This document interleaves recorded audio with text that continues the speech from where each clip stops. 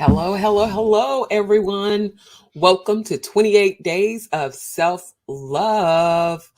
For those of you who don't know me, my name is Susan Johnson Bennett, and I am currently live in my Positioning for Increase group, as well as on YouTube at Positioning for Increase. And I'm also live on my personal Facebook page.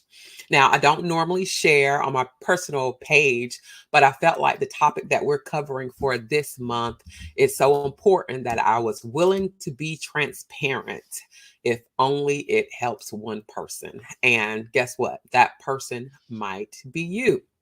So, thank you everyone who joined in on last night for day one of the 28 days of self love. I enjoyed reading your comments and seeing the hearts and the thumbs up that you gave me. And I'm asking that you keep them coming. So, if you're listening on tonight, go ahead and give me some hearts or give me a thumb up. Even comment in the chat, let me know that you're here. Thanks for catching those who caught the replay on last night or on today. If you saw it on today, I know it was kind of late when it posted. I was having some technical difficulties, but I chose not to let that stop me from getting the video out there. So on today, we are going to move forward. Our working definition for this month for self-love, according to Merriam-Webster, is having an appreciation of one's own worth or virtue. It's having a proper regard for and giving attention to one's own happiness or well-being. So I'll read that again. Our working definition for the month for self-love, according to Merriam-Webster, is having an appreciation of one's own virtue. It's having proper regard for and giving attention to one's own happiness and well-being. Repeat this after me or drop it in the chat for me. My happiness is my responsibility. Yes, you can say that one more time in the chat or repeat it after me. My happiness is my responsibility. Repeat this after me. My well-being is up to me.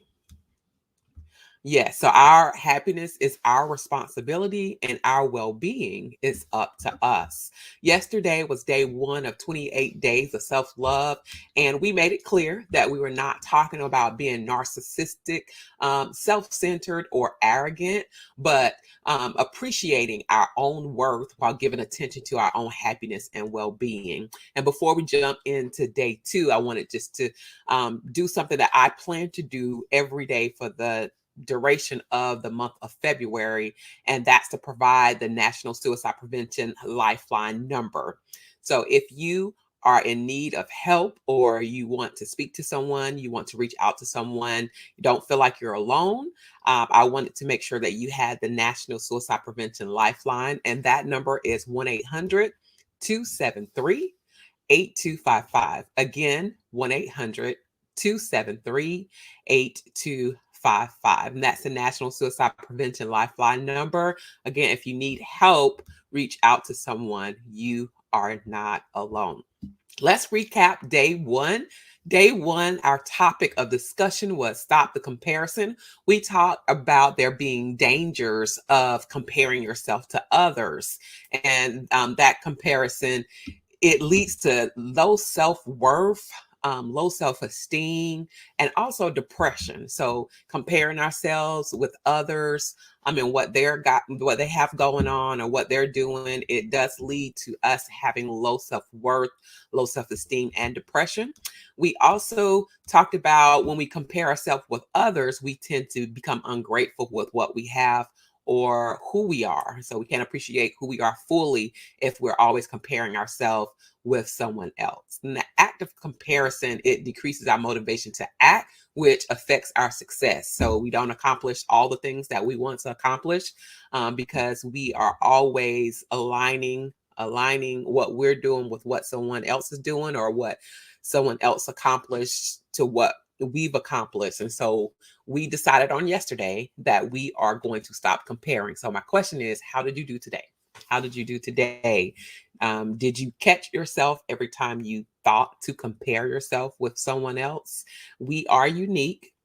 Said on last night, we established that we need to realize that we are enough just the way we are. And that doesn't mean that we don't need to change.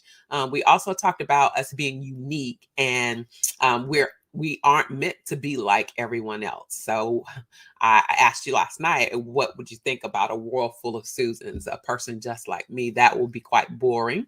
And we also said that you are still being molded. And although you're not there yet is the operative word. And as long as you have breath in your body, there's still room to grow.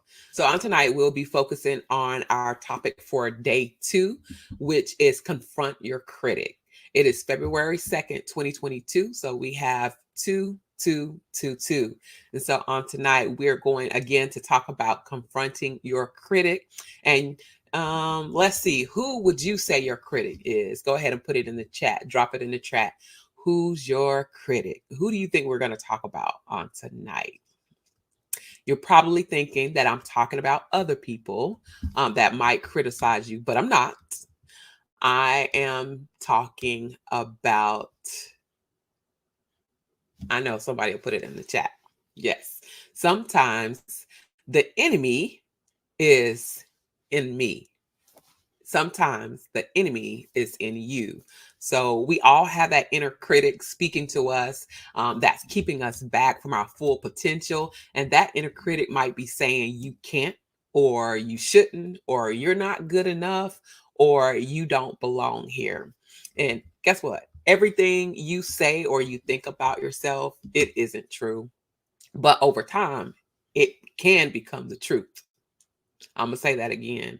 Everything you think or say about yourself, it isn't true.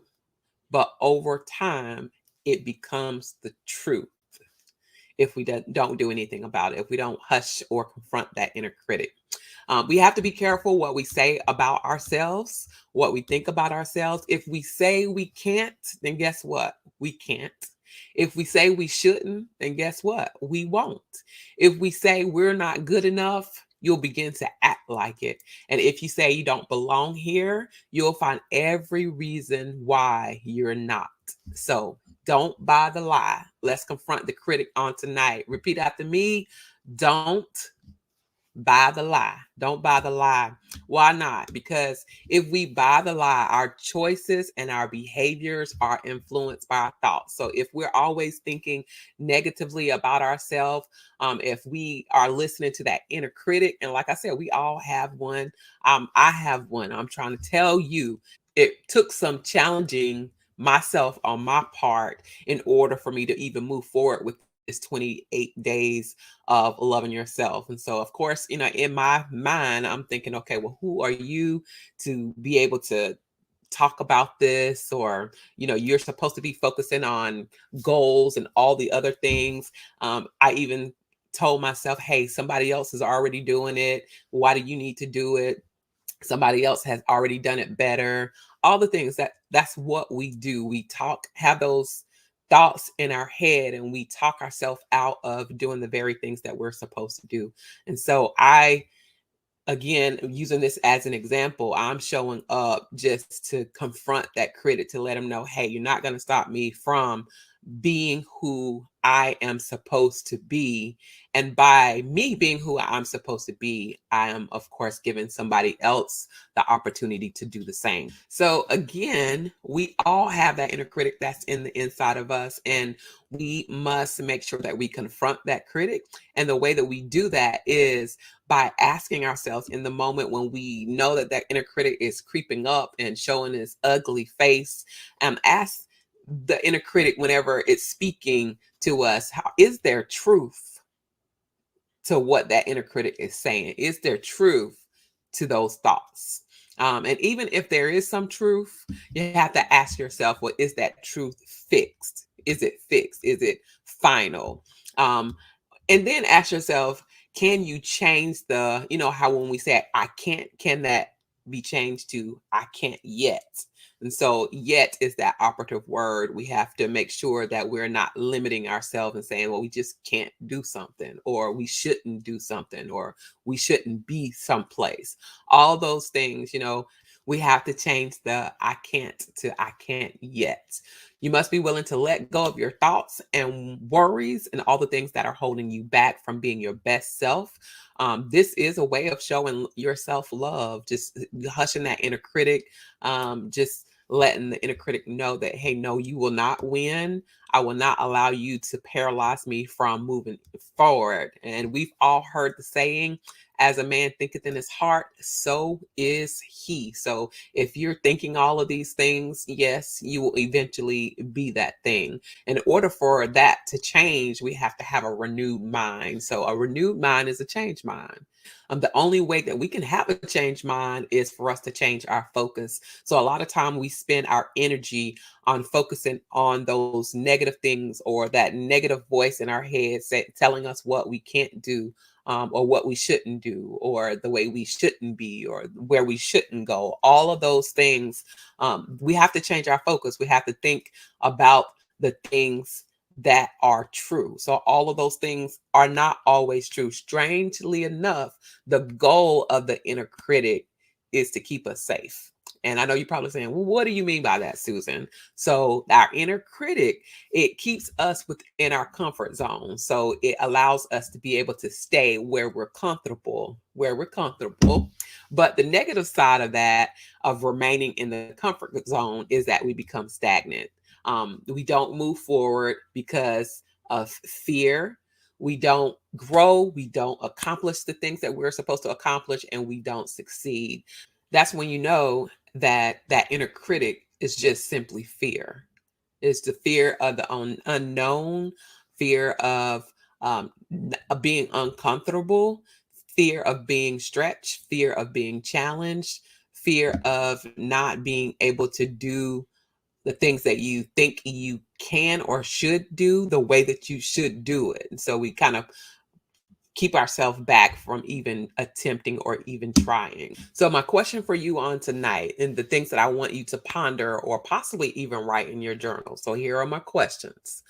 Do you recognize when your inner critic rises up? What is your inner critic telling you? So what is your inner critic having you believe about yourself? And what is your inner critic keeping you from? What is it not allowing you to do in life? So after you have the answers to all of those questions, my last question is, after knowing that you have the inner critic going on and you know what the inner critic is saying, my last question to you is, in the future, how will you respond? Thanks so much for tuning in on tonight and listening in on the conversation. Again, drop a heart or drop a comment. Let me know that you're here. Make sure you share this if you know that someone could benefit from this greatly. Thank you again for hopping on for day 2. I hope that you will join me for the next 26 more days in the month of February. I saw one of my sisters say, yeah, I'm going to be here for 28 days. And so I look forward to growing together with you as we practice self-love. So if no one's told you on today, you are important, you are special, you are loved. I love you and have a great